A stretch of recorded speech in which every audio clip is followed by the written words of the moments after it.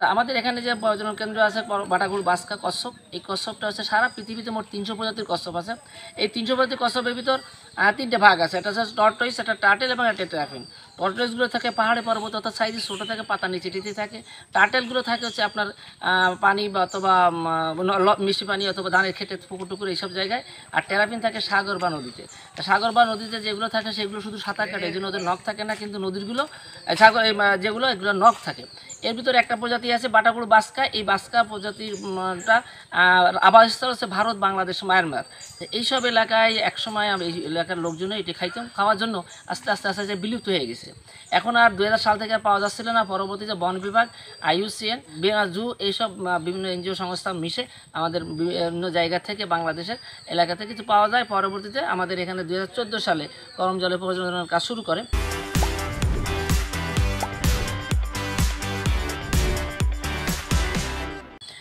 এই পর্যন্ত মোট 521টা ডিম পাড়িয়েছে এখান থেকে, এবং আমরা এখান থেকে 475টা বাচ্চা ফোটানো সক্ষম হয়েছি।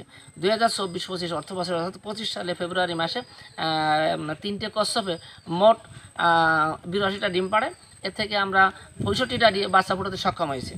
তো এই বাচ্চাগুলো আমরা এখানে লালন পালন করি এবং নদীতে অবমুক্ত করে দিই। আমাদের সুন্দরবনে দেওয়া হয় কেন, একসময় সুন্দরবনে এই প্রজাতিটা ছিল, এইটি আমরা আরও আছে কি না এই জন্য খোঁজার জন্য 2017 সালে 2টি, 18 সালে 5টি এবং 19 সালে 5টি, মোট বিভিন্ন সময় এইগুলো স্যাটেলাইট ট্রান্সমিটার ডিভাইস সেট করে নদীতে ছেড়ে দেওয়া হয়। যদি কোথাও থাকে তা পুরুষগুলো সংবাদ চালন করবে, স্ত্রীগুলো সেখানে আসবে এবং এদের মিলন ঘটবে। কিন্তু এই পর্যন্ত কোনো তথ্য পাওয়া যায়নি, তাতে ধরে নেওয়া যায় না সুন্দরবনে আর ছিল না। আমরা সম্প্রতি বিভিন্ন পুকুরে যে আমাদের সুন্দরবনে যে 80টা পুকুর আছে, বিভিন্ন পুকুরে আমরা প্রায় 100 বেশি কচ্ছপ অবমুক্ত করেছি। ওখানে ওরা আস্তে আস্তে সার্ভাইভ করবে, ডিম পাড়বে, বাচ্চা হবে, এরপর আস্তে আস্তে নদীতে ছেড়ে যাবে, চলে যাবে। আমরা চাচ্ছি যে পর্যটকরা ফিরে আসুক, বেঁচে থাকুক। আমরা এখানে লালন পালন করি এবং এমন এমন জায়গায় ছাড়ার চেষ্টা করতেছি সেখানে সার্ভাইভ করে যেন টিকে থাকতে পারে।